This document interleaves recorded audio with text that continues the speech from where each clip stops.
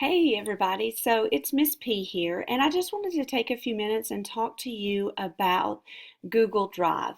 Now, before I go into my Google Drive and start showing you some things, I want to let everyone know that if you do not have a Google email account, you can always get one very easily. You just go to gmail.com and you can sign up for one. You can find a username that you like and create an account very quickly. Super easy, and it's free.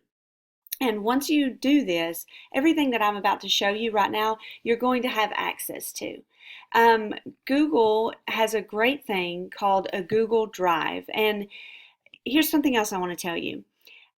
You may have a Google Drive and not even know it because often many of our school systems use Google for their email account. So, for example, my email address is at niswangerfoundation.org, but it is actually a Gmail account.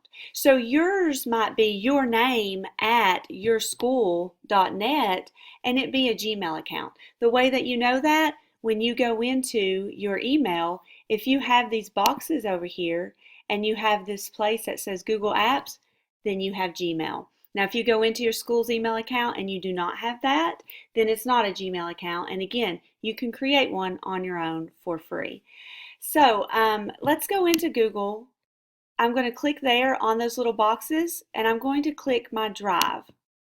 Now, the reason why Google Drive is so great is because you can create items that look like Word documents, Excel sheets, or PowerPoint presentations. And again, all of it is here and it's free for you to use, and you don't have to pay a lot of money for any of these programs. So let's say that your online course asks you to write an essay.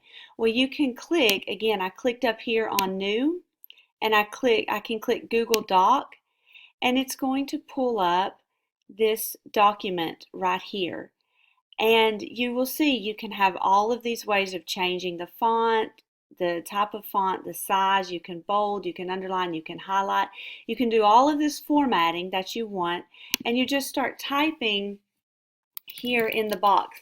And the great thing about this is that as soon as you type, everything that you type, as soon as I stopped, it started saving it.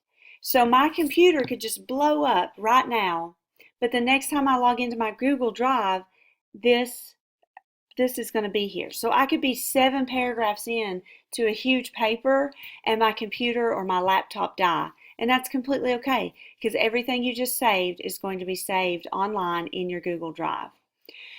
So you're just typing away, you're going to edit everything, you're going to do everything that is asked for you in your assignment, and you're going to give it some kind of title. If your assignment is one where it's laid out with numbers for each assignment, like a lot of our foreign languages, math, science, you could name it that number to help you out. And then, again, as soon as I stop typing, it's completely saved. So what do? I can now go back to my drive, and when I click refresh, my new document is going to be sitting right here waiting for me. So I can come back and I can finish it when I'm ready to finish it, or I can send it to my teacher. Now, the easiest way to get it submitted online, and it's going to be like this for everything I'm about to show you, for Word documents, for spreadsheets, for presentations, everything. You don't have to download this to your computer or anything like that. All you have to do is send them a link.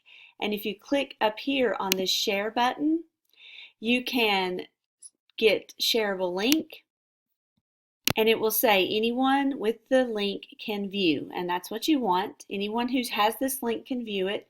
So you can click copy link, go into your course, and I'm just choosing a random course here, but they're all the same when it comes to submitting. But let's say that's your Module 1 reading reflection that you just completed. Come up here to submit assignment, and when you scroll down, you do not have to upload anything. All you have to do is copy and paste that link there in the box.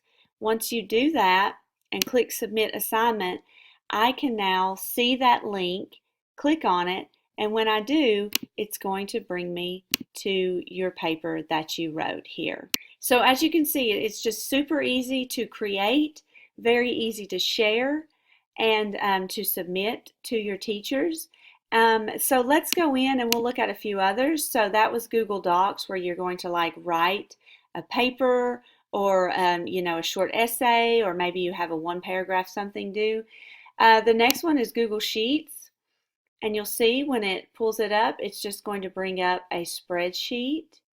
And everything that you do in other programs in spreadsheets, you can also do within this spreadsheet. Again, you always want to make sure that you give it a good name so you can find it in your Google Drive at a later date. But you just go through and you work on your spreadsheet, and you do whatever you need to do. The other big one is Google Slides, and this is just a presentation. So if your teacher asks you to do a presentation on something within the class, you can use this. And again, instead of having a big PowerPoint file saved on your computer, you can create a really nice presentation here, and none of this is saved on your computer or your laptop. It's not slowing down your device. This is all saved in the cloud with Google. This has, just like other programs, you can change the background to make it look a little bit nicer. You can choose from all of these themes here, or you can create your own background. You just start clicking to write whatever you want to write, and then you can always just add new slides whenever you're ready, and you can change what kind of slide do I want the next slide to be. You can look at all of these different options here.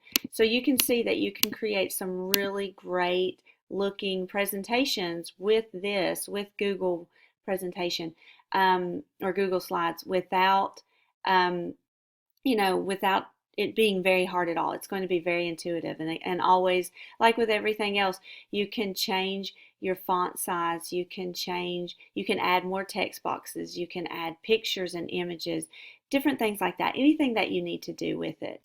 And then one other thing I wanted to show you, just bring to your attention, is this More box, and you do have other options. So in my history class, students have to create a map and then write and draw on that map to show where a local Civil War battle happened near them. They can use Google Maps or they can use Google Drawings.